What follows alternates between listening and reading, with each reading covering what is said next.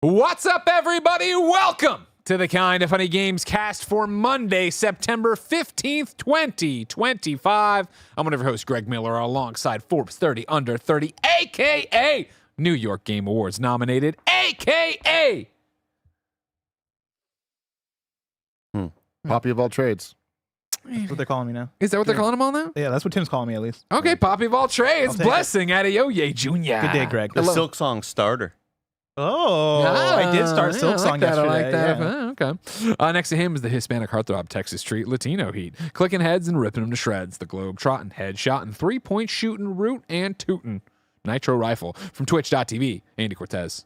I think my self-diagnosed, self-afflicted carpal tunnel nerve damage, it's gone. Wow. Yeah. Just healed Also carpal tunnel. self-diagnosed that you're healed. I love How are it. your thumbs? I saw you put up an Instagram story of your thumb being all fucked up from Silk Song. Well, thumb is better. Whenever you get into the really midst of the combat and action, I always end up hitting the buttons on the joint part. There it is. Look at that. It's just where the bone is, and that's where I started feeling a lot of distress. But again, the great ones tell their bodies not today. Exactly. I feel the soreness in the tip of my thumb doing all the platforming in Silk Song.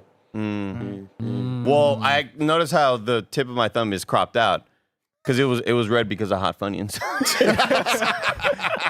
And Hot Funyuns is crazy. And I didn't know Flamin' Hot Funyuns, all they're delicious. I didn't realize Funyuns came in Flamin' Flamin' Hot. Hot Funyuns, all they're delicious. What doesn't come with Flamin' Hot? And I didn't want people to think that the top part of the thumb was afflicted as well. Oh, it's sure, just the joint. sure. Yeah, okay, I appreciate that.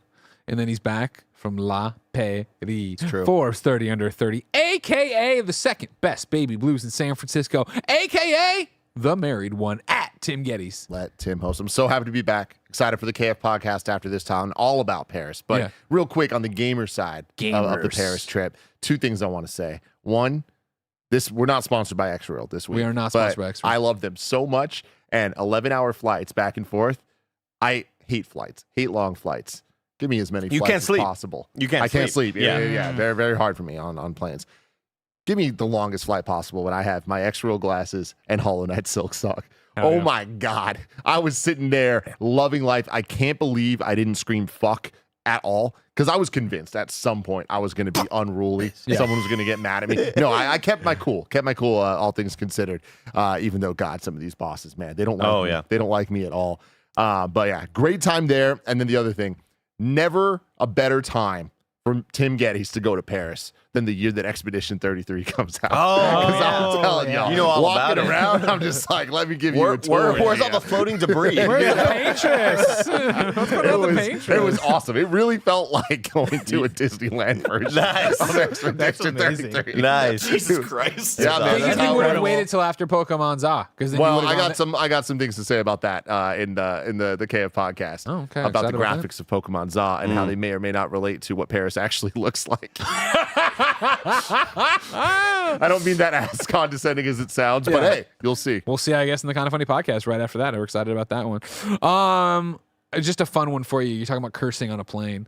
Jen went and picked up Ben from preschool the other day, and the teacher pulled him aside, and she's like, she was already laughing about it, but she's like, I want you to know, him and his little friend were over there and they were doing whatever and they weren't paying attention in class. And so she came over and she's like, you got to pay attention. And they were still playing. And so she took whatever toy they were using or whatever.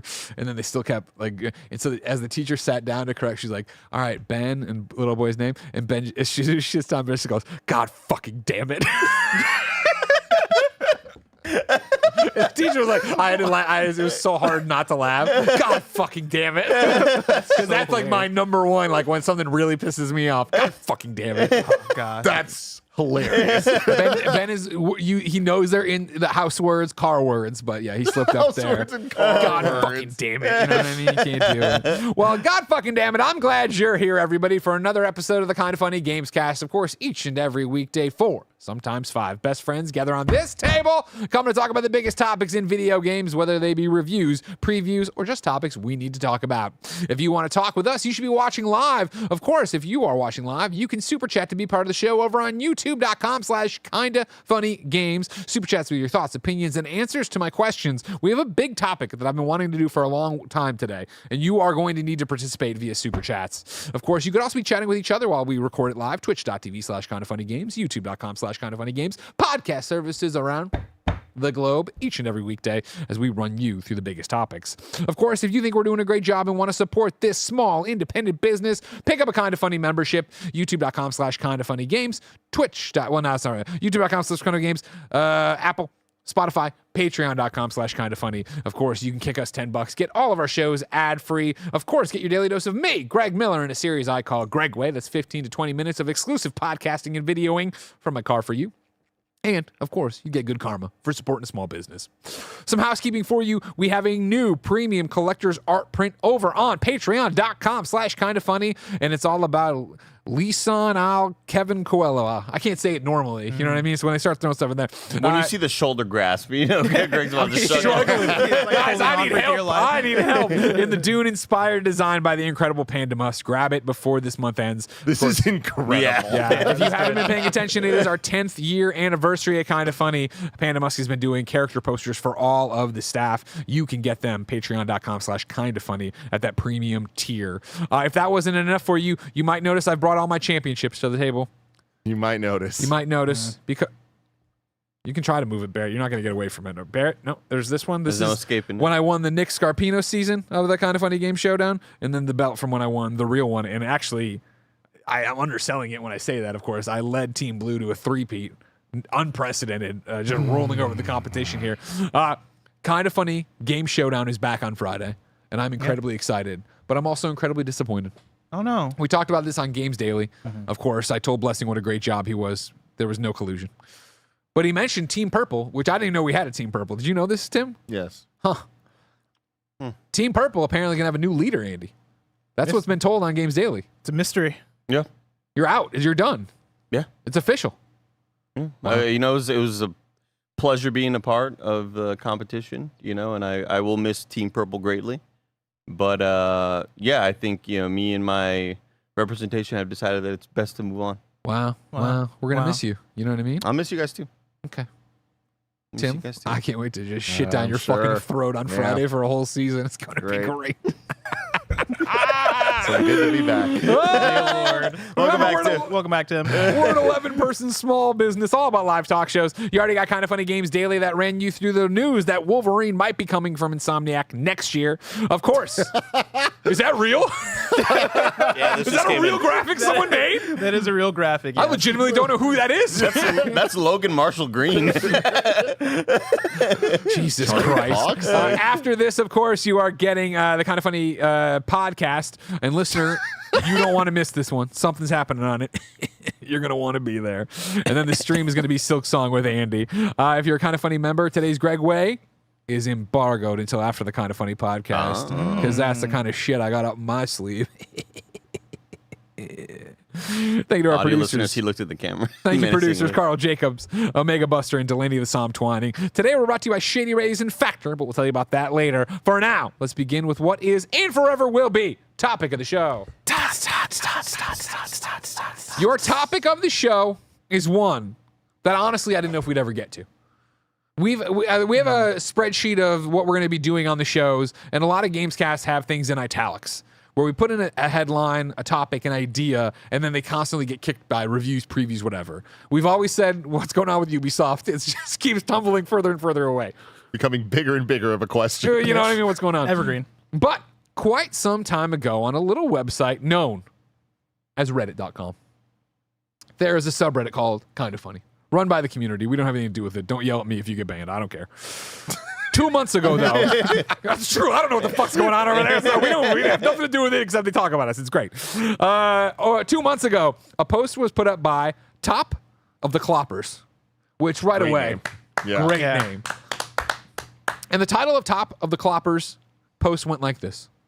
Gamescast idea. No new games for a year. How do you spend your playtime? Only across already released titles. And I thought, God damn. What a great Gamescast topic. So, boys, I will now dive into a long post from Top of the Cloppers, who, again, deserves all the praise for Top making of the Cloppers. And we will go through it, and then we will come back to it, and we'll get into this, because I think it's fantastic. Top of the Cloppers, or as I'll now say, TOTK. Cloppers with a K. Oh, Cheers to the Kingdom. Top of the Cloppers, sorry, TOTK Harry says, Cotter. this is an idea I've I had laughed for a about while. that so many times over the last weekend, Awful. Andy. Just popping in my head. This is an idea I've had for a while that I would love to hear the guys discuss over the course of a Gamescast. In a hypothetical world, the video games industry grinds to a complete halt. Absolutely no games are set to be released for an indefinite period of time. You can only play whatever is out already today, right now. In this world, how do you spend the next 12 months of gaming? Listening to the recent Gamescast on Greg's Expedition 33 thoughts, he mentioned that he feels somewhat of a compulsion to play the game that is, quote-unquote, the current conversation, even if it doesn't appeal to him or he isn't enjoying it. I feel like all the crew, Blessing and Andy for sure, have mentioned at various times they would love to spend more time with a certain game, but are constantly forced to move on to the next new thing. Without that pressure to stay up to date and with complete freedom to tackle their backlog or old favorites, what games would each of the crew go back to? I've come up with a few suggested categories that I would personally focus my time on. The categories are all here, but before we even get into this, clearing your mind, no new games for a year. Tim Geddes, what would you do? I'm happy you started with me. Me and too. I'm happy you started with me before we get into the categories. Sure. Because I like the categories and I kind of want to have answers for the categories to the best of my ability. But the one game that I think is the easiest answer for me that I stand by, that in no world am I even going to give a shot otherwise, Oh, wow. is Final Fantasy 14. Oh, wow. that's If I had a year Wow. that I can't play any new games, like old games I've played, and like I might replay, them over and over, left and right, like I always do. I have my annual games. The amount of times I'm gonna play Super Mario 3, Mario 64, yeah. various Pokemon. Of course, I'm gonna do that. But if I could just focus on a new experience and get lost in it, there's no world in which I complete to whatever that means, Final Fantasy 14, Sure. and regret it. I have heard nothing but amazing things about how hype and emotional the story beats can get in all the big things. So yeah, Final Fantasy 14 would definitely be the answer with all the expansions and a year's worth of getting the best out of the game. I don't even know if that's enough though. Like I don't even know if having that be my only game for a year would get me the Final Fantasy 14 experience. I think it would. Yeah? Yeah, I definitely think it would, right? Because you get to live in that every night for multiple hours or whenever you're playing games, I guess. Like, I think you'd be able to really be invested in it, yeah. And especially if this was a rule for everyone else, I'm sure there's other people that also would jump into Final Fantasy 14. If I can have a little crew, Yeah. clan, what are they calling them these days? I never liked clan. Guild? Never liked that. I was always surprised that, we never moved away from clan. Yeah. I would say Guilds, guild. okay. Yeah, guild is Yeah. usually. Yeah, guilds for losers, though. Like, let's be real. All right, you with your capital K clan. Stick to clan then. I think that's a great call because that's always one that I've mentioned about, man, you know what? I think this is the year that I start my Final Fantasy 14 journey. And realistically, it's never the year. It's never like the right time for it. But that is one that you can just lose yourself in for 100 and 200, 300 hours. That feels like the one. That's like such a great call that I hadn't even considered. Is that your pick too, Andy? I mean, like, again, clearing, because we have categories coming up and da-da-da-da-da. Yeah, when it comes to it's always The Witcher 3 is always on the top of the list with a game that you could again spend over 100 hours in with all of the content that's there, and a game that I never really formally played at all. I played it I played about 3 to 4 hours when it came to when I had that remaster on PS5 and stuff. Yeah. But aside from that, I never went back to go, get into it. So The Witcher 3 is probably number one next to Disco Elysium. I like this comment. Chronic says, free companies, guilds, friends, it's all lame as shit. It's true. Blessing, top of the mind. Yeah, Where do you go with this question? Mine is similar to Andy. I had to pull up my Steam to see what the accurate hours I put Love into that. it were, but Baldur's Gate 3 came out in 2023, and I played 27 and a half hours. And I really adored it and just moved on because of our jobs, because of like, having to do other things. Such as our curse, our That's blessing. a game where, it's funny enough, I don't know if it would last a year, but if I had like a couple months just to play a game and just live in that game, Baldur's Gate 3 for sure would be See, the what answer. I think is interesting, you say you don't know if it would last a year, where again, it's another one where I guarantee it would. Yeah? Because it would be that idea of you'd go through and finish it and like, okay, now I'm going to run it back and I'm only going to do this, or I'm going to make different that choice, or I'm character. going to do Oh, yeah. this, or I'm gonna, like, especially Baldur's Gate with so many permutations I of love it, that. right? Where it's like, that is such a, again, our lives and jobs are incredible. Thank you for them. Couldn't do it without you. Support us with the membership. And I'm so lucky to have done this for so long, but there's plenty of RPGs especially I look at and go, like, again, like, I would do another 200 hours of Starfield. That's not my pick for but I mean, like, Greg, if your fucking answer to this question was Starfield, I wouldn't put it past you. And hey, good for you. But wow. stream cuts. Just walk off, you know what I mean? But it would be like, I mean, like, I would love to see permutations in this. Now, and granted, I know that's not even the best game for permutation, but like going through the Unity and doing all that stuff and how powerful could it be, blah, blah, blah. Like, I would love that kind of shit. I think Baldur's Gate would be a great example of, like, Yeah, like re-roll my character. how we do an used to entirely play different games play as a style. kid. You Yeah. know what I mean? And I know it's boring, but I always come back to Metal Gear. Whereas like, I'm playing Metal Gear again tonight. It's another day after high school. Today, I'm not going to wear the bandana at all. I'm just going to do a trank run. I'm going to see if I can X, Y, and Z. You break the game, you try to find your own fun. Dude, for me, it was Pokemon. Like when I was a kid playing Pokemon Blue, and the fact that you can have there's 150 Pokemon in this game, meaning that my party can be so many different permutations. I think between that and Super Mario 64 are probably the video games that I've played through the most because of that. Yeah. Taste this boy right here. Thank you. And then now my answer might still piss you off, Tim, because it's not Starfield, but it's also not a game. Like I've always said this since IGN, that if I didn't work in that industry, I would just be playing DC Universe Online. Yeah. Like I would love to give myself back to DC Universe Online and not feel like I'm ignoring so much stuff in our industry and what's going on. Like I'm between 900 and 1,000 hours in DCUL, right? And it would be like, I boot it up every so often, and I run back, and it's a dated-looking game with dated Everything. It's an MMO from 2007 or whatever, so it's like it's dated as shit. But I would love to get really, really deep back in that, and I think about creating a new character every so often, or this, that, and the other, and having fun with it. But like, I would love to see that for a year of even taking DC out of it, but a year with nothing to keep up with. What do you do with your time? Somehow our jobs still survive. Like, that'd be fucking incredible. That's why the question I love so much or whatever.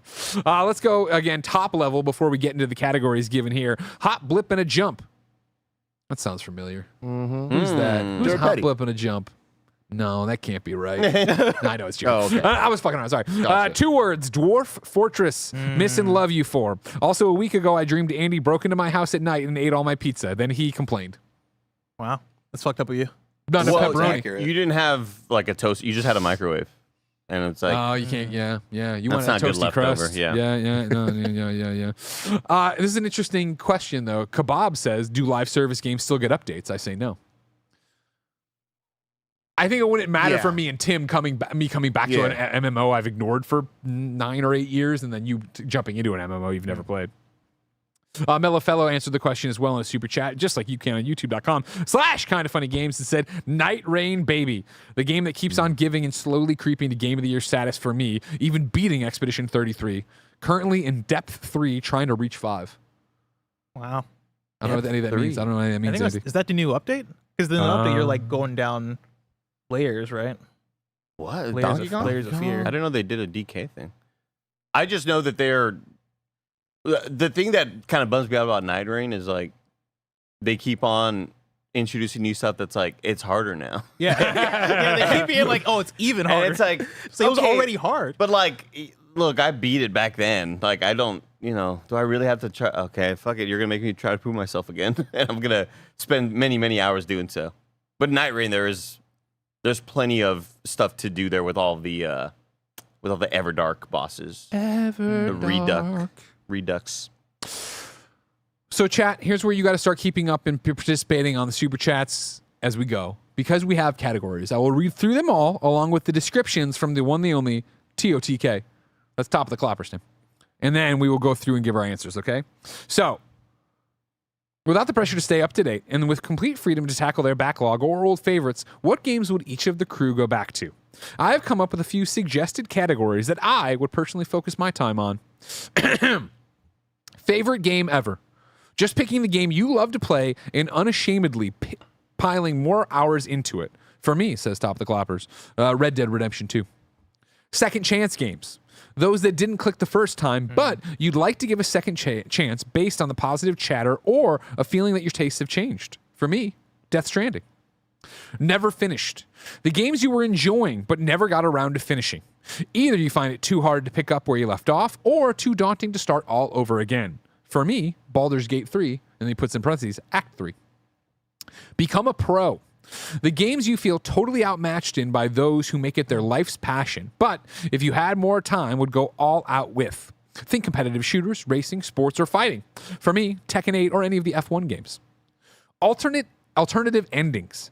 Games that lend themselves to replays to see different outcomes. For me, Cyberpunk 2077. Indie darlings. Indies that had lots of good noise around them, but simply got swallowed up by bigger titles you were playing at the time. For me, Return to the Obra Dinn. And then final category is just chilling out. Games you just love to hang out in the world. For me, Legend of Zelda, Tears of the Kingdom, or Red Dead Redemption 2 again. As someone with it, and then there was just the outro here from the Klopperman. Oh, Klopperman's a good name too. Andy, think about changing your last name to Klopperman. Okay. As someone with a busy full-time job and a kid on the way, congratulations. Maybe the kid's already here. I struggle to keep up with the latest games and only very recently am coming to the realization that I don't need to keep up. Across my Switch and PlayStation, I probably have enough games installed on both consoles to last me the rest of my life. It is a massively freeing realization and has helped me enjoy the games I have far more, rather than dipping after a few hours and trying to keep up with the latest big releases. I'm glad you had that realization. Thank you, TOTK. TOTK. Thank you, That's a TOTK. big, Real great good. question, great stuff here. So, Andy, I want you to start with favorite game ever. Just picking the game you love to play and unashamedly piling more hours into it. At this point, it would have to be Elden Ring. It has to be. It would have to be. I don't often replay a whole lot of games. Old games old? Especially now in this industry where we do move on to the next thing. Even as a kid, I would say like I wasn't ever doing what Greg would do with Metal Gear Solid. Really? All right, let me replay this as this now or whatever and try.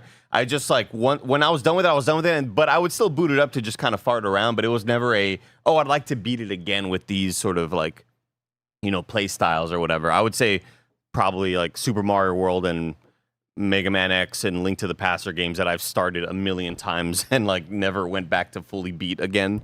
But for me, it's probably Elden Ring because that is a game that I've beat 3 times, I think, in various fashions, and kind of gave up on another run recently where I was just trying to do, not gave up, but other stuff just kind of got in the way where I was doing a no summons playthrough, kind of leading up to the DLC. But yeah, I think Elden Ring is just a game that I think I've experienced everything that there is. I think. Yeah.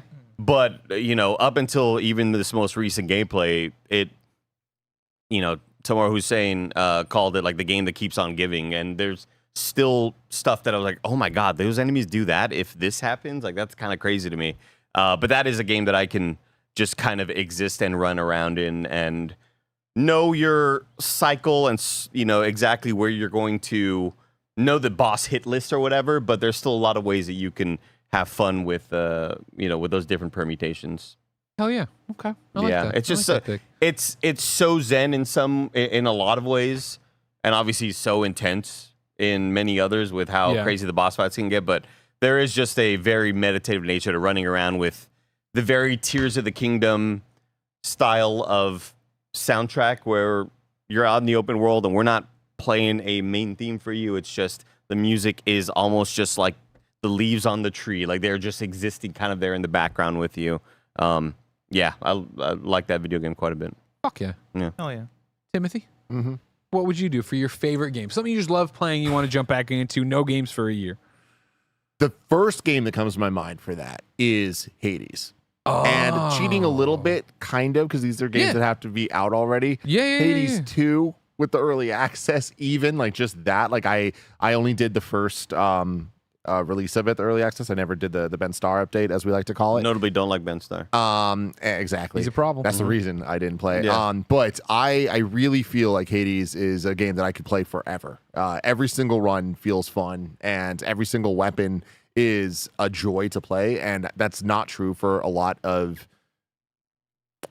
the games I normally like. I like to find a loadout that this is what I'm going to use, and I'm stuck with it. But after falling in love with Dead Cells many years ago, this was the next of that type of game to grab me and really kind of inspire me to care about different weapon sets and upgrades, and really getting into the roguelike idea of, all right, what are the power-ups that I actually want? And then getting dealt a hand that I'm like not stoked about, and then getting further than I ever have Making in a the run, best of it. and being like, oh my God, wait, actually there's something here. And then elements of that run being put in the next run with things I am familiar with, and just the amount that you're learning and the amount that it just feels like your progression is based on the experimentation is not something I typically like in games. And with Hades, I just feel like it's the perfect combination of the gameplay being rewarding and then also just the sights and sounds backing that up.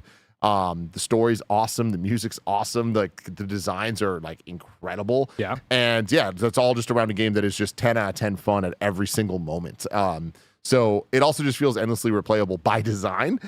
So because of that, like, this is a game that I really wish that I could 100% multiple times over. And I feel like that I wouldn't be bored. You know, I feel like that is whether it's Hades 1 or 2, I think it'd be a game that I could play endlessly. Oh, That's a great call. That's a really good Good one. one. Bless, what about you?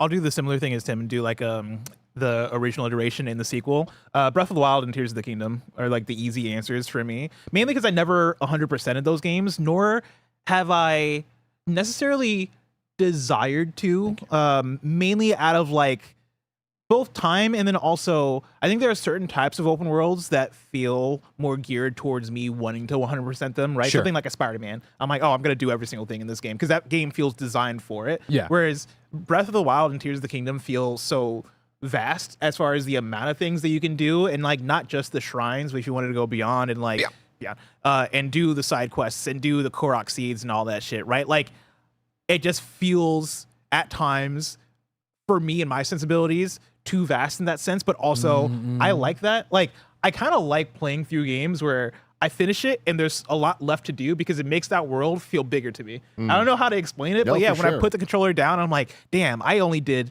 60% or 30% of the things in this game. There's something to that mystery of like what the rest of that shit going on is that like kind of heightens the experience and makes it into this thing of like, yo, I chose my path through this world and that was the way I did it. That said, I think if I were to have a year where there are no games that I was going back to my favorite game, if I was to pick a game to 100% out of like my favorites, oh, for sure, like Breath of the Wild, Tears of the Kingdom, being able to have the time to slowly go through and like not even check guides, right? Like play the game the way it's meant to be played and slowly go through the shrines and do all that stuff and learn every secret in this world. I think for sure this would be the pick. Okay, but you have to pick one. Breath of the Wild. Do you think it's because that's the one you've fully explored the least? No, because I think I explored. I might have done them both equally because I think I put like 100 hours into each of them. But I think there's something to the gameplay loop of Breath of the Wild and how more simplified it is that appeals to me more. And also, I don't feel like 100% in the depths. Like the depths is the thing where I'm like, I didn't like that part of the game as much as I just liked the like above ground world. Gotcha. And Breath of the Wild just being that, I think it just appeals to me more. You bringing these up, like for my answer of Hades, this would be my backup, and I cheat and I would put both the games as one simply because of how they were released on the Switch too. Yeah. Still two SKUs, but like the idea of these games, I see them now in re-releases as kind of a part 1, part 2 situation, and something that I really love. Like obviously, video games can be so many things, whether they're AAA, indie, re-releases, brand new IP, so many different combinations. But I feel like I've been very well fed with what I like, which as opposed to Andy, who doesn't replay games, I love to replay my favorites. And I feel like in the last couple of years, have been very gifted with amazing things like Metal Gear Solid 3, Snake Eater, Resident Evil 2, Tony Hawk's 1, 2, 3, 4, like so many awesome remakes. And something about Nintendo recently, we're about to get Galaxy 1 and 2, but Breath of the Wild and Tears of the Kingdom, the Switch 2 editions, I will never give enough love because I just don't have the time to go back and play those games. And I love that they aren't remakes. They aren't changing anything about the game. They're just the game playing better. And I really wish that I had the time to go and 100% because I didn't 100% either of them, not even close. Yeah. But I would love to, especially given the modern upgrades that we have now. And like I just think that that's such a great thing. And I feel like this is something that I am jealous of the people that get to play these games for the first time. Yeah. Yeah, for me, favorite game ever on this list from TOTK. I think it's the hardest category for me because even though like when I was a kid and you bought this game and you're locked into the game, I had to replay it over and over again. The way life is now, the way the career is X, Y, and Z, like I don't replay things. And even when I try to go back to something when we're getting ready for a re-review or whatever, it can be tough for me to jump into a game that I've already played and do it because once the shock or the surprise of what's around the corner is gone, it's hard for me to be like, I'm gonna do this again. It's why that's not my pick. Starfield's worked for me of like, okay, cool. Well, I'm making my own narrative in my head. I'm doing all these things. Going through to the new game pluses actually changes what's happening in the other game, which I like a lot. So it's like here I'm again. If we hadn't already talked about it, because I want to give different games every time, I probably would have picked DC Universe Online here just again to go through and have a million things going on and all this other stuff. To look at it here, and favorite game ever is how TOTK describes it, which is fine. I'm drawn to a Fallout. I think this is one of the reasons I get so excited about a Fallout 3 remaster is that I love Fallout 3 so much, and I don't remember much about Fallout 3 to this day. I feel like that. There's like 2 quests that I'm like, oh, that is when it's solidified as being awesome. Seeing that in a modern context with all this would be great, but also going in and restarting Fallout 3, and I have no rush. I'm just doing everything. I'm not looking at guides. I'm trying, I am going to literally go over that ridge and see what it is. Like, I know you can get I remember the alien thing, but I can't remember how to get it. Could I figure that out? Can I put all that together? That would speak to me. Saying it almost speaks enough to me where I'm like, well, should I grab Fallout 76? But it's like, well, no, I've run up to the wall. I've played the shit out of Fallout 76 and I remember that so well. I think Fallout 3 is what I would pick here as my everlasting gobstopper RPG for the moment. Again, I'm hopeful that Outer Worlds 2 will be outclassing this in terms of story, and I'll want to make a million characters, and I keep daydreaming about my good character and my bad character to run through in October. But for right now, with where we're at in the industry, I say Fallout 3, going through that, hopefully having a remastered version or whatever, jump on and going for it. Yeah. That is a nice thing about having just an awful memory for me. Like I memory hole so many things, and it's like experiencing for the first time every time. Because there are so many big story beats in a lot of these games that I think back and go, Mass Effect 2, top 5 for me all time. Yeah. And there are so many things that I do not remember about a lot of my favorite pieces of media. And even playing through Mass Effect 1 Legendary Edition when that came out several years ago, remembering, there are a select couple of things that I'll be remembering on my deathbed while my life is flashing before my eyes. I'll be like, oh my God. Brandon's out, Morton Solus, Scientist Solarian. All of that stuff is so big and impactful, but there are tons of smaller things that I do not remember, and I don't remember that NPC's name, and it's one of the benefits, even though I always feel like an idiot when I try to talk about these things on a podcast, and I rarely remember big key moments. Yeah, it's so funny. James Burke just beat Expedition 33, and we were hanging out, and he was like telling me about stuff, like core stories, little things, and I'm just like, oh man, I kind of remember that, but I don't remember that in detail. And I'm like, God, I just played that. Like, that's crazy. Games are interesting about that, how much is tied to the enjoyment in the moment versus what you remember. We were having this conversation on Games Daily about Spider-Man. And when I think back to Spider-Man and Spider-Man 2, I think of swinging, and I think of New York, and I think of gliding. I don't jump to a story beat or a thing. And swinging, what happened in Mexico? We've all been asking, Tim.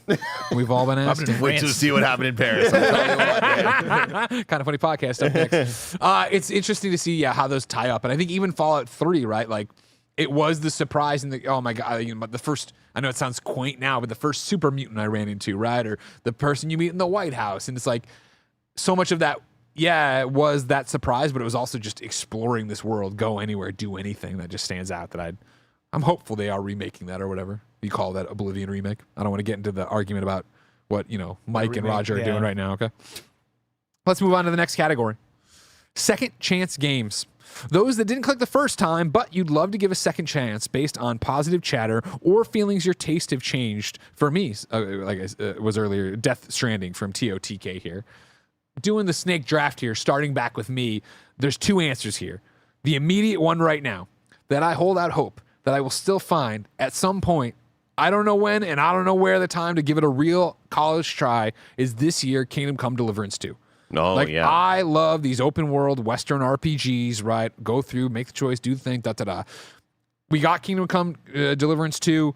I started it, basically played through the tutorials, you know what I mean, and got to where they wanted me to put on armor, and it was late, and it was after embargo. It was all these different things to where I did it, and it was just like, okay, cool. This is very in the weeds, and again, I need to move on to the next big thing, I'm not going to have the time right now to really dedicate to this.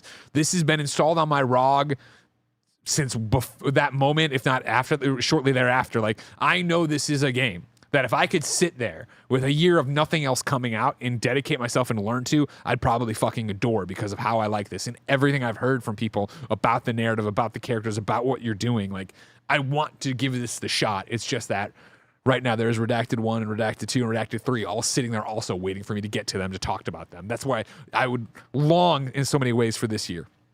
Also, it's a lot like the DC Comics event 1 year later. You remember this, Tim? No. It happened, Infinite Crisis, and then they jumped all the comics 1 year ahead. like Superman hadn't been Superman for a year. Batman and Robin had been off on it. It was fucking cool. It wasn't actually cool, and it kind of sucked. But it gave us 52, which was a weekly comic book. But it was like, whatever. It was, we got away from it pretty quick. Anyway, so that's the in the moment right now, especially as we hurtle towards Game of the Year, hurtle towards Game Awards. I want to try to be as briefed on everything, especially shit I should really care about. The other one that I thought about multiple times, but again, who has the time? Red Dead Redemption 2. Dude, I agree. Red Dead Redemption 2, everybody talks about what bad taste I have. Now, this would have been the canary in the coal mine of me talking to Jared Petty, being like, I put 25 hours in, whatever it was, and I'm not playing any more of this game. I don't enjoy it. Like, I, again, back then even recognized it was a work of art, that it was, a masterpiece and all this different stuff. It just did not work for me narratively, which led to it not working for me mechanically, which led to me just bouncing on it. I put 25 hours in or whatever. Right? It's crazy. Where it's like I again, nothing else coming. I'd love to prove myself wrong and jump back in, because again, in the way Expedition 33 isn't my jam, because I just can't do turn-based stuff. That's a deficiency of me. The mechanics of Red Dead are the kind of games I'm drawn to. So it's like, I'd love to give it a shot where I don't feel the pressure of an embargo or what's coming next, and go through and do it. Yeah, I've been thinking about Red Dead recently, as I've been playing a different open world game that's been reminding me of Red Dead a little bit, just in terms of like being in a setting and being fully in that setting. And this is one that I think I echo your thoughts on it completely, right? Like, I didn't finish it, but I remember talking to people being like, oh, you got to get to chapter 4. And I'm like, I am on chapter 4. Like, I keep playing. People keep telling me to play more, and I play more. And for me, it was more of a mechanic thing than even a story thing. Yeah. That said, I'd want to see it through for the story. I think that's the thing that people will talk about the most, at least when I'm talking about them, as far as like, no, like, this is why this game's legendary, right? Like, you have these arcs, you have this thing that happens. And I'm like, okay, well, I don't know if I'm going to get there, because I'm just not enjoying the game as much. But if I had the time to go back and give something another shot, I think this would be the game. I think Spoon McKay in the chat. Oh, sorry, Tim. Andy. I stepped on you. I think you'd really enjoy it, Blessing. It's me, Dutch. Spoon McKay in the chat says Red Dead Redemption 2 is like the series finale of video games. That's a cool ass statement to make, man. Me just talking about stuff that I like memory hole out of my life. Red Dead Redemption 2 has some amazing moments that like have stuck with me still. And that was like, I'll never forget just thinking back of how long ago the game was and where I was in my life. And I was like, man, I really want to get an OLED TV.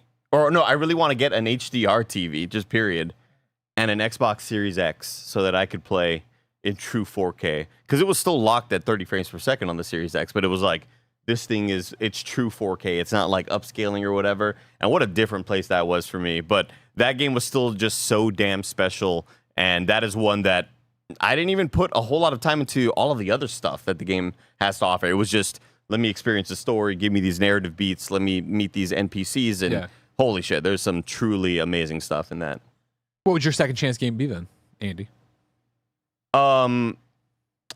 You make a great point when Kingdom Come Deliverance 2. That is one that I've kind of been like, all right, I promise before I was the going to end say, of the you year. shot your fucking mouth off. Every time it comes up on the subreddit or in a comment section, they're always like, Andy true. said he's going to play it before the end of the year. He said he's going to try to play it I before don't know the if end of that's true. Did Greg. you give it a shot the first time, though? Have you played it at all? Yeah. Oh, okay. Yeah. And I forget what else was out at the... Oh, it was Avowed. it was like a communication thing where an extra code wasn't sent because I asked for a code too late, and then by the time that they sent one a bit later, I was already on Avowed, and I was like 20 hours into that. So I would have been jumping into Kingdom Come Deliverance 2, but Avowed sort of took over in that moment. So that'd be the one for this year, but just for overall second chance games. I feel like it's not fair to throw Baldur's Gate 3 in there because You played a lot of that. Yeah, because I was just like near the end of it, and it's not like it was something that didn't resonate with me the first time. It was just the game's really, really big, and there's other stuff to play out there. It's kind of tough for me to think, but so far I would say Kingdom Come Deliverance 2 is we'll go for like that being the temporary answer right now. Fair enough. I do have a backup answer. That wasn't your real answer. I was Oh, doubling back. This is the way gotcha. conversation. What do you got, Bless? Life is Strange 2.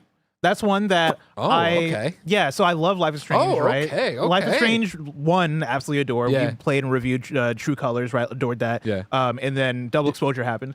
But 2 was the one Was that, it really like that? it was fine. Yeah, It was okay. the first half of Double Exposure was real good. Second half, I feel like just dropped the ball. I didn't like where they went with the story. That said, Life is Strange 2 was a victim of the whole episodic release timing thing where they dropped episode 1 of this game, I want to say at the end of whatever year it came out, and then it took months for them to drop chapter 2 or episode 2, and by the time that came around, I had already cooled off so strongly on it, and I also didn't really love episode 1 that much, and it wasn't until the thing was fully out to where people started evangelizing it a bit more, and I would love to go back, one, so I can complete my Life is Strange experience throughout playing all the games of the series, but then also I've heard enough good things that I'd want to give it an actual college try. Ooh, I have a now permanent one that Permanent one, locking in for Andy. Metaphor Refantasia. Oh, that's great. Yeah, that's one that, again, I played 15, 13 hours of it and was like, I'm not enjoying this enough right now to give the 70 hours, 50 hours or whatever that it deserves because of the other stuff on the horizon. And also, at that time, Barrett was playing it. So it's like, we have somebody at least at the studio and I don't feel bad, dropping off of it if I'm kind of like the only turn-based fan here or whatever. Like it was one of those situations where, all right, we have our bases covered there. Let me go play something else for the time being. But it really is Metaphor Refantasio that whenever it would get brought up in GOTY discussions, that it's one of the few games that I wouldn't even try to disagree with because I could see the greatness there. And it's similar to this year with Donkey Kong Bonanza, a game that I have yet to get back to. And I know that I like it. And I know that if anybody else has it as their GOTY, I go, you're totally valid in thinking that. I won't even try to argue the point. It's not like when the Game of the Years last year had Game Awards had Mario Wonder in their top, and I'm like, that's one I'll disagree with. That's one I don't think should be there. I don't think Resident Evil 4 Remake should be on your top 6. Sure. But Metaphor Refantasio is one that I'm like, I totally get it. I understand it. The love that everybody has for it with the story, with the narrative. I know that if I gave it the full amount of time that it desered, that it would be one of my all-time faves. See, I know this game is fucking dope because I played this game less than a year ago and I already have nostalgia for it. I'm like watching the trailer, I'm like, damn. I'm like, damn, do I go back? Do I roll a it good back? game. Good They gotta put sign. out a sequel tomorrow. Timmy, what's your second chance? Second chance. I mean, I think that the most obvious, they brought up Death Stranding, right? And I feel like I gave Death Stranding my second chance, like a real second chance this year, and it still just didn't click. I love the idea of the world, but I can't say I love the world even at the end of the day. So I'm excited for the movie. I think that's the thing, and I think that's okay. Is that just what that game is to me? But Elden Ring, I have to bring it up. The reality is, it's just like I also just don't like that stuff. Like I feel like the reason I would say it is because for Andy, I want to get to the final boss just to have that moment of hearing the music in context and feeling like I earned that. All of the context of the many hours you put in. Oh, my God. That's the thing is I know, but it's just there's so much about this game that I don't like that's a hurdle for me to get over, and there's so much about it, right? So I think there's that. But my answer to this of second chance games is Fire Emblem Three Houses because I fucking love Fire Emblem Path of Radiance and Radiant Dawn and Awakening and the Fates games. And afterwards, I just kind of got Fire Emblem out a little bit. And then the couple releases after that just started like not being my jam. I named pretty much all of them up to Three Houses. But when it came out on Switch, there was something about the timing and how expansive the gameplay was of allowing you to like walk around the school. And it was a bit more of an RPG, a third-person RPG, as well as the strategy game. And it was just a little bit overbearing for me to think about playing this game for that long, because I love Awakening, but it felt much shorter than Three Houses did. But the way people talk about this installment in particular is like with such praise, and it really seems to be a standout of the series. But it's also one of those ones where it came out early Switch, and there's just a look to it that I don't like, and performance and just a technical quality that I'm just like, man, so much of what I did love about the other games was the pixel art and like the style of it. And the style of this is just not my jam. But I'm sure that if I just gave it a second chance and like really committed to it, this would probably end up being one of my favorite games ever. Did this one get the sort of uncapped performance bump for Switch 2? I don't think it did. Okay. I don't think it did. That sucks. But yeah, so this is definitely my answer. I just got to flip that. If you've made a game on Switch 1 before, developers, flip the switch. Flip the uncapped frame rate switch. Just do it. Like it doesn't. I'll Toss fucking it into do the it. AI machine. It'll I'll make go it drive happen. to your place and fucking hit that switch, because like the games that we have seen get that bump is so nice. Things like So Link's nice. Awakening that don't require that already ran uncapped frame rate, but they just couldn't ever get to anywhere near what you would want for uncapped frame rate. Just fucking do it. It's do just Uncap it. uncap it. Just like you should uncap your wallet. Give us a kind of funny Nice. membership. Thank you. Patreon.com/kindoffunny, YouTube.com/kindoffunnygames, Apple and Spotify. $10 gets you all of our content. That's more than 80 episodes a month. And of course, what happened over here? I got the how long to beat for Fire Emblem Three Houses because I Oh. was thinking about it as he was talking about it. The completionist, 210 hours to complete this Main game. How and much is side main story? 76. Main story main is story's 50. 50 hours. Even that though, man. That's a lot. That's yeah. a lot. Look up Awakening for me. I just want to see. Just I'll look it like all the content we make's a lot, and you can get it ad-free. Like I said, you can also get your daily dose of me, Greg Way, and of course support a small independent business. But right now, you're not using your benefits. So 30. here's a word from our sponsor. This episode is brought to you by Shady Rays. You know that moment, the one when you realize you left your favorite sunglasses at the beach or on the roof of your car or in that gas station miles away. We've all been there. Nick Scarpino once left a pair of sunglasses in Vegas, and I've never heard the end of it. It wasn't my fault, but now there's Shady Rays. They've changed the game. These sunglasses are made for real life, seriously good looking, polarized, durable, and not stupidly expensive. And here's the wild part. If you lose or break them even on day one, Shady Rays will send you a brand new pair. No guilt trip, no replacements. So now Nick can wear his sunglasses without fear on urban hikes, at comedy shows, at the old folks' home, wherever. Shady Rays is eyewear that has your back. We've teamed up with Shady Rays to bring you an exclusive offer. Head to shadyrays.com and use the code FUNNY for 35% off polarized sunglasses. Try for yourself the shades rated 5 stars by over 300,000 people. That's shadyrays.com, code FUNNY for 35% off polarized sunglasses. This episode is brought to you by Factor. Fall always feels like a reset. Between back to school, busier routines, and shorter days, finding time to cook can be tough. That's why I love Factor. Their chef prep, dietitian approved meals make it easy to stay on track and enjoy something comforting and delicious no matter how hectic the season gets. Factor removes the work and gives me a delicious, healthy meal in mere minutes. You can choose from a wider selection of weekly meal options, and for the first time ever, try Asian-inspired meals with bold flavors influenced by China, Thailand, and more. Eat smart at factormeals.com/kindafunny50 off and use the code kindafunny50 off to get 50% off your first box plus free breakfast for 1 year. That again is code kindafunny50 off at factormeals.com for 50% off your first box plus free breakfast for 1 year. Get delicious, ready-to-eat meals delivered with Factor. Offer only valid for new Factor customers with the code and qualifying auto-renewing subscription purchase.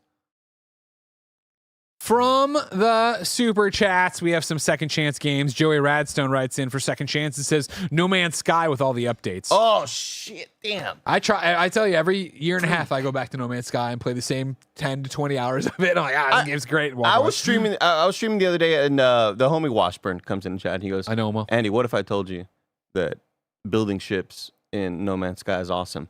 And I didn't absorb the information. I was like, oh yeah, damn, that update or whatever. And then once I started seeing Twitter pop off, and including Sean Murray posting all these images of people's ships, I was like, oh, it's like that build. I didn't know it was like the Starfield type building. And I was like, fuck, man, you can't do that right now. That's what he shared, man. He shared that Ecto 1 build. Hell yeah. One day, Andy, I just want to buy a bunch of Legos, give them to you, and just be like, build me the sickest shit ever. Dude, get out of that. It'll be the centerpiece of my life. Come on, BJ dude. Bernardo, second chance would be The Witcher 3. And then Daughter said, second chance game, Metal Gear Solid 3. I tried playing during the HD collection 7 to 8 years ago. Playing Delta right now and loving it. I was a Splinter Cell kid. Please remake. I was going to try to do that back in the day when I bought a Vita TV at Best Buy, and then I returned the Vita TV. Yeah, I You thought sell about that for buying a big money. VTT. Those things were hard to come Dude, by. the amount of, oh my gosh. I just could not even imagine how much my employees hated me at Best Buy with the amount of times I was buying and returning stuff. Like, dude, they must have been so bad. I was like, all right, You're on a list for I'm sure. trying to buy this laptop, but I have $280 in cash, and I have $100 on this gift card. And I'm using, but on the Best Buy credit card, I want that in 18 months, no interest. Fuck, this guy's back, dude, doing this.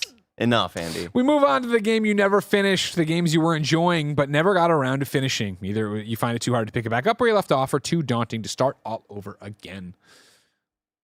Tim? Yeah.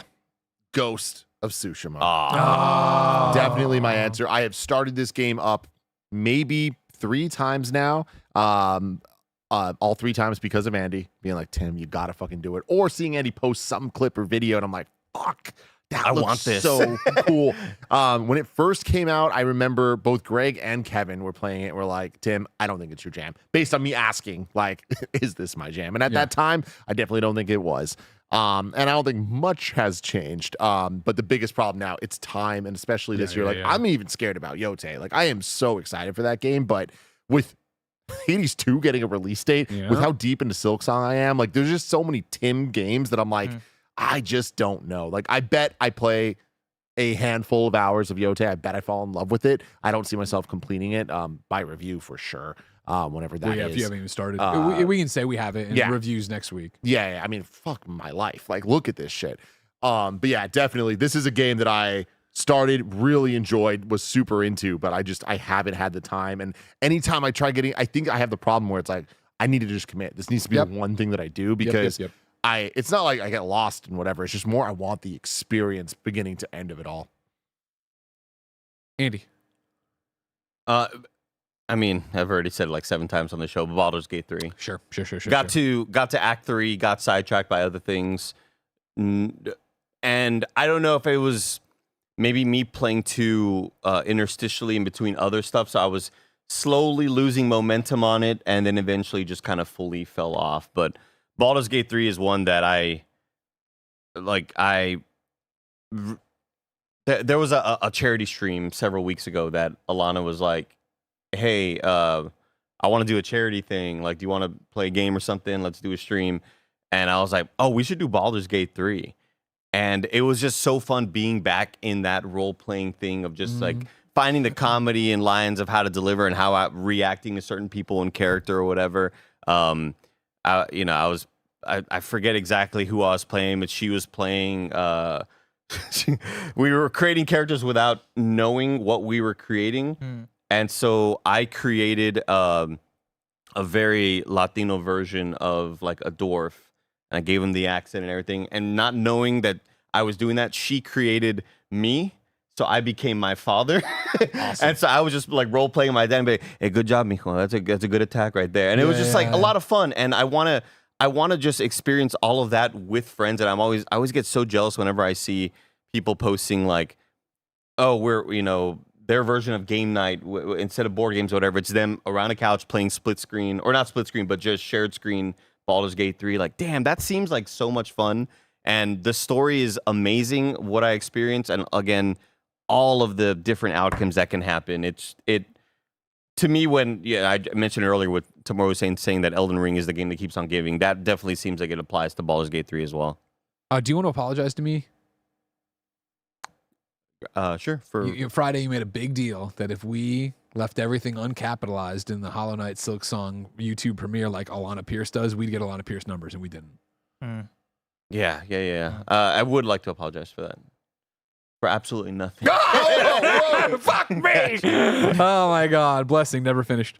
Baldur's Gate 3, I echo that answer, but I also want to add the additional answer of Majora's Mask. You never finished Majora's Mask? Never finished Majora's Mask. I started it back Great in the game. day. Neither did I. Yeah, and I loved Ocarina of Time, right? Like, Majora's Mask was one that I, allegedly might have played it on a laptop when I was in college or whatever, and like came fresh off of Ocarina of Time, and like it was between Majora and Twilight Princess, and I think I started them both at the same time and just went with Twilight Princess because I was really enjoying that. But Majora's is the kind of game where every single time I see it or hear people talk about it, I'm like, that seems like it would click with me even more than Ocarina. Like if I just gave my found the time to give to Majora's Mask, I feel like it would become my next favorite game. And so this is one that if I ever get the time, I really want to do. Adore Majora's Mask. Think like Deathloop Blessing, but Zelda. Which is like my perfect type of shit. Exactly. This is virtual console footage we're looking at right now. Yeah. Correct. God, what a game! What a game, Tim. I know, man. That's one of those. Ocarina and this ruined Zelda for me because I just want more of this. You know what I mean? They keep getting weirder and doing different stuff, which is great. Great games. I'm not knocking it, but it's like this is where I want to be. I remember buying the 3DS version to play the new 3DS version. We're playing with the dual sticks or whatever, and just another one of those plane games. And I think this was like at a time where I was not flying at all as much as I do now. And even though I don't fly a whole lot now, but it was like I was flying once every 5 years back in the day. And I was like, oh, I'm gonna play out, and that's just never got really through it. But that is definitely one where so many of those old games that I did beat back in the day, total memory hole. But Majora's Mask is one that I put in maybe a couple hours at my aunt's house. God, yeah. I mean, mine is a Zelda as well. Tears of the Kingdom. I put 40 hours into Tears of the Kingdom. Jealous. Never rolled credits. Never did the thing. Switch 2's here. It's fucking awesome. I love this goddamn thing. There's this pretty amazing version of it, right? The best version of it that I am anxious to do something with, but every time I turn on my Switch, it's like, well, I got to finish Bonanza. Well, I got to play this. Well, I got to do that. Well, I got to review X, Y, and Z. Like, that is one that I want the X amount of hours to do. And I have a plan when I do get it of getting in there. I have a plan, Arthur. And I'm gonna stick to the main quest because that's what killed me last time. Is that I got in there and I was like, I'm gonna Greg Miller it, and I went and did all the fucking shrines forever and ever and ever and ever and ever, and then it just never got back to it. Yeah, I mean, there's no way you do that. I just like that with how that game is designed and Yeah. and I don't think you necessarily should or whatever either. Like it's when you do that, I think you're gonna have a great time because I think the Tears of the Kingdom is a very unique game, and maybe I'm wrong about this, but it's unique in the sense that it was such a zeitgeist game where everyone in the moment was sharing their builds of all the crazy things that can happen. And all I was listening to the IGN podcast about it. Exactly. They had a weekly podcast. I was like, yeah, fuck there was yeah, things happening constantly, and there was like so much like, did you see that? Did you see this? Like so much great stuff. But I feel like that stuff is still special out of that time. Oh, for sure. Like I still think that just like playing the game would be rewarding left and right.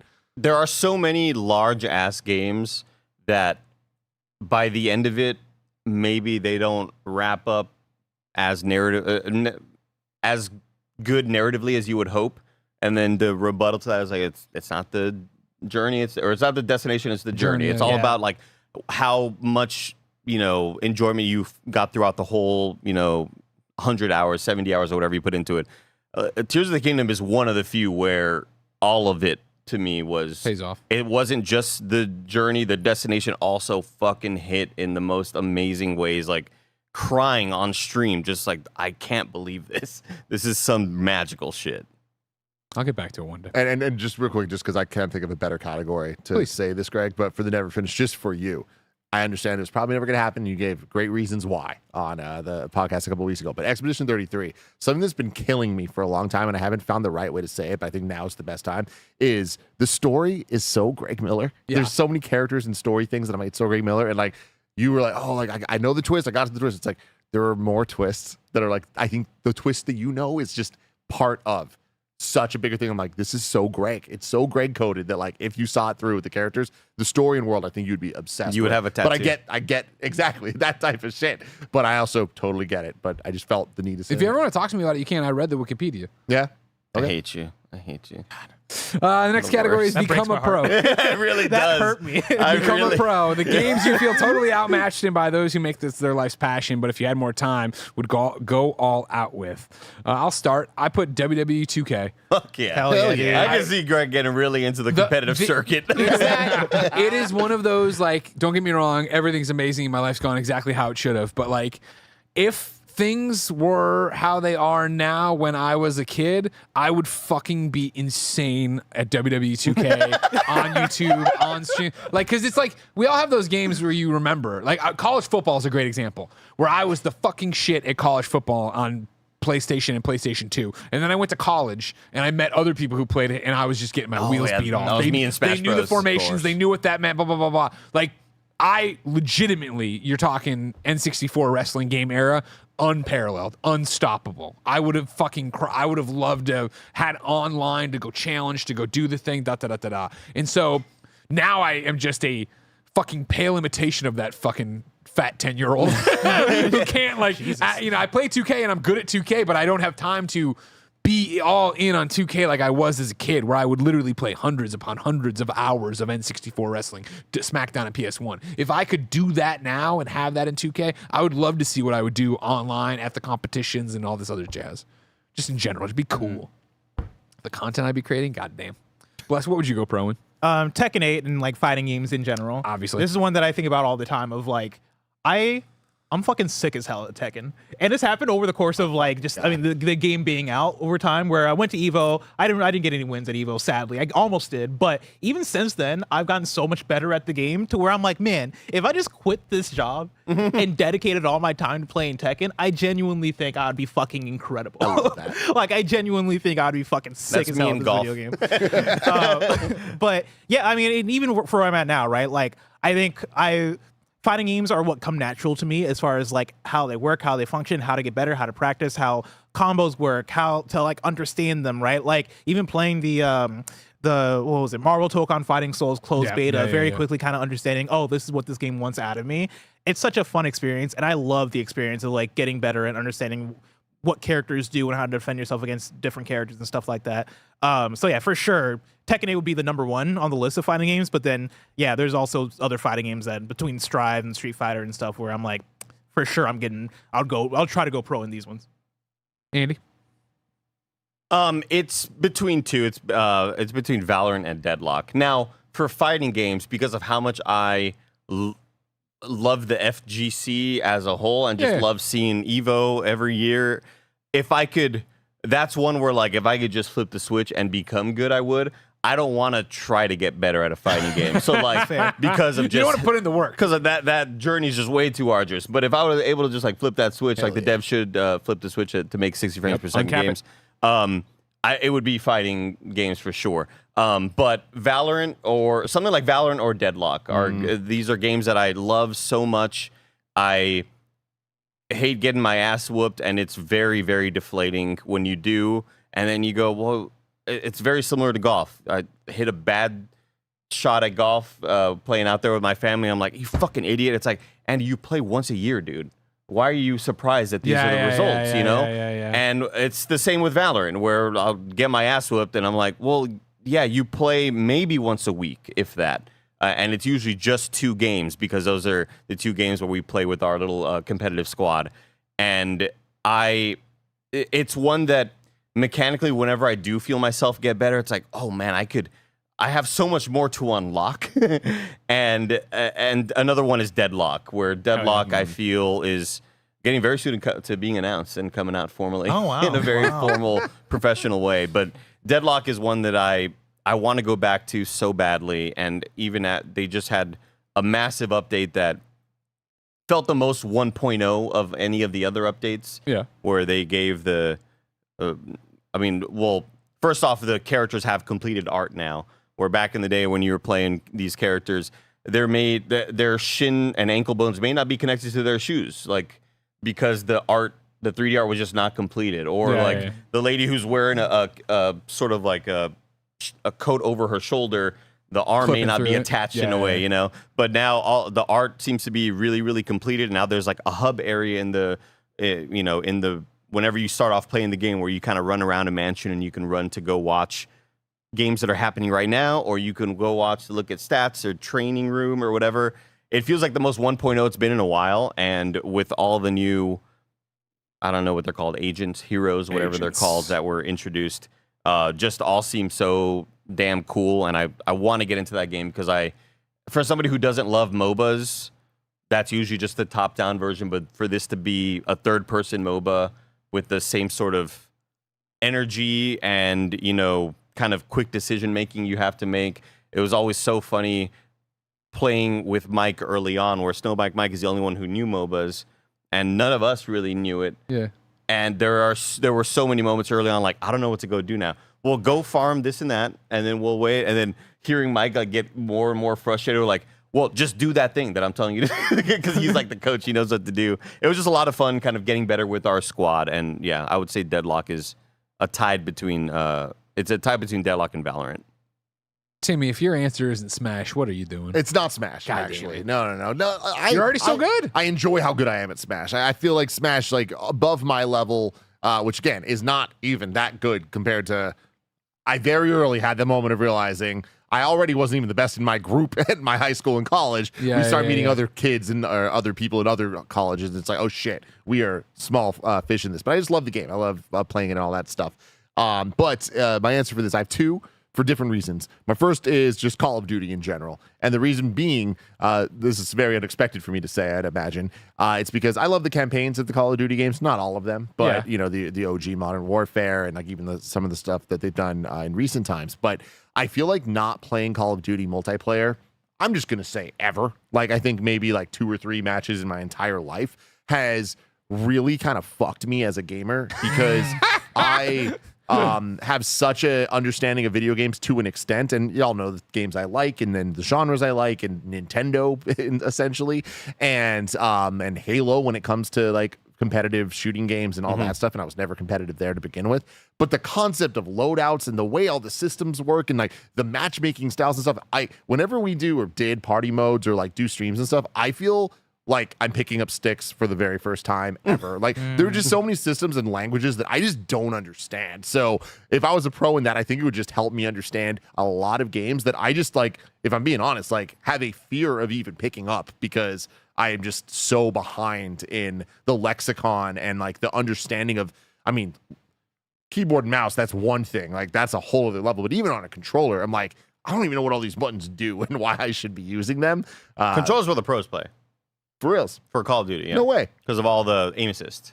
Oh. Like the pros, huh? Well, like, they're, but like it's trying to break through, it's always like I don't know if any pros on pro teams play without controller. I'm pretty sure they're all controller players, yeah. But my answer to Greg saying the Smash Brothers thing, it's Pokemon, right? Like the dream of being a Pokemon master, like come on. Like the catching them all has always been more my vibe. Beating the games, doing that stuff is like the cool, I'm good. I've never understood the competitive scene in a real way, but I wish I did. So my answer would be Pokemon Champions, which is cheating because it's technically not out yet. So if I had to choose one that's out now, it would just be whatever the latest gen is. So Scarlet and Violet. But yeah, getting hell into that and like really good at it. Like I feel like that would complete the Tim Geddes kind of arc. All right, then we'll start with you, Tim, for alternate endings. Games that lend themselves to replays and different outcomes. I don't really have an answer for this one. Oh, fair. Yeah, those tend to not be my types of games. I like a canon ending. Yeah, me too. I always feel like I want to have a definitive thing. There are certain games in recent times specifically, I don't want to name them, but like I like that there are multiple endings, but even then I don't really feel that I like how that the game I'm talking about is presented in a way you don't need to play through the whole game to like and do different choices and all that stuff. Like I would much prefer a developer driven story than a make your own choices and it changes the game and all that stuff. So not Fair really enough. my vibe. Andy, alternate ending. Baldur's Gate 3. I put that down too. Yeah. Again, if there was nothing else to play, like I don't like how Baldur's Gate controls, and so that's a frustrating experience for me. But again, for a year, I'm like, let's actually get through it. Let's get competent. Let's find the fun in this and go, and then I'd like to see all the different permutations. Were you playing controller? Yeah. Okay. Because I know when I did try to play controller, it's funny just thinking about how tech kind of also affects a lot of these things and how the recent rise of not just me, but just handheld PCs becoming more and more prevalent. And we were talking about, we'd done a sponsor stream for NVIDIA GeForce Now. And it still remains true to this day of that Baldur's Gate 3 not running or looking great on Steam Deck back when it launched. Yeah. If I was playing GeForce Now and if I discovered how much it actually works for me and looks good and performs well, I would have played way more. But when I would play on my Steam Deck, it was hella noisy looking. It was, pretty framey in a lot of moments. It just wasn't quite optimized for it at that time. But had I had GeForce Now or just a really good cloud sort of service, I would have really put in a lot more time into Baldur's Gate 3. Oh, yeah. But I didn't love the control scheme. Keyboard and mouse felt way more like this intuitive, is where I need to be playing. Design. Yeah. Blessing. Cyberpunk. Same answer as Cloppers. This is one that when they put out the Cyberpunk 2.0 update alongside Phantom Liberty, they did a lot of refinements to the skill tree. And honestly, that's the thing that I care way more about than even re-rolling endings. Sure. I think for Phantom Liberty, I re-rolled the endings anyway. I would just go back to my previous save because I was so invested in that story and Idris Elba that I wanted to see what Idris Elba. I wanted to see what the different endings were anyway. But for me, in that DLC, right, I had tinkered with my skill tree in a way where I turned my character into more of a samurai build where I'm deflecting bullets and doing all that shit. I want to see what all the different permutations of that game are. You know, the fact that you can play as a hacker, the fact that I remember them early on having talking about the backgrounds for your characters where you can be a street kid or a corporal or whatever. I thought that they would end up way doing more into that, more with that, and I think. For me, the skill tree stuff is kind of the true, oh shit, no, this is where you can really define what kind of character you are and how you can do your playstyle and all that stuff. And then also, figure out other side quests that I missed, romances that I didn't do. I was a Panem guy in my first playthrough. I want to see what's going on with Judy and other characters. And so, Cyberpunk for sure. Yeah, when we did the Phantom Liberty review and you talked about the ninja stuff with the blade, that got me to re-roll another character. Maybe it wasn't even Phantom, whatever. When you talked about it, that's when I did it, and I re-rolled one to do that and build into that tree. The next one is Indie Darlings, indies that had a lot of good noise around them, but simply got swallowed up by bigger titles you were playing at the time. I don't feel like I got a great answer on this one, so I'm going to pull the answer from my heart. That's a ridiculous thing to say, but a short hike. I've started a short hike several times. What? It's a game that should be for Greg. It's a fucking Greg game, but it just never works. It never clicks. It never 2 hours. I was gonna say, I know how you boot it up and don't finish it. I get bored 10 minutes in, 30 minutes in, or whatever. I was like, this ain't doing it. And I know how much people love a short hike. I know it's supposed to be super touching. I know it's a Greg game, but it just ain't what I want. Yeah, it ain't doing it for me. I love it. It was really this video game that made me want more games in this style. I just kept on thinking about, because this was around the time that I was playing another bird game called Death's Door, and it's just man, I love this art style. I want more games to kind of mess around with that style of doing visuals. And more games with birds. Yeah, more bird games. There's a bird dating sim coming up from the Direct, I think. Is it the same as How to For Bro? No, but it reminded me of How to. Yeah, it's very similar. Bless, what about you? I have two answers that are both opposite types of games, so both very Bless games. Return of the Obra Dinn, like Kloppers also mentioned, that's one that I never got around to, one that I think would be totally my taste, especially coming off of games like Outer Wilds or Blueprints, or those games that task you with kind of solving a mystery, kind of being a detective. So that for sure. And then Splunky 2. I love a roguelite. I love a difficult game. I love a platformer. I feel like Splunky fits into so many of the categories of things that I love about video games design-wise. Yeah. But I've always bounced off of Splunky. I want to give this one a college shot, especially, years and years later. When I first played Splunky, it must have been like 2015 or something like that. I think I'm a different person now. Yeah. And so going back to it in 2025 or whenever, I think I'll probably take to it a bit more. That's a great call. Yeah, seeing Spelunky 2 on your list is shit. Yeah. That's one that I've definitely been wanting to play. And when we did a couple of streams with it, realizing like, man, this is so my shit. I don't know why I never got into it. I would put Disco Elysium on my list though. Yeah, that's a good one. That is a good That's a one. good I one. know that's one that I would vibe with, and just in the moment that I tried it out was not the right time nor place, and never went back to it. But Another for good sure. one for me would be The Altars. As much as you've talked about that, yeah. I'm like, I would really fuck with this, and I just haven't had the time. It's again on my ROG. It's ready to go. It's just always something else to play. That's Tim? a good ass game. Mine is one that I now will get to at some point in my life, and it's a cop-out answer, but Hollow Knight. Okay. I gave it a shot many times. Don't love the beginning of that game. Don't love how obtuse and open it all feels. But and Silksong, I think, gets into the Metroidvania a lot faster and into the action a lot faster.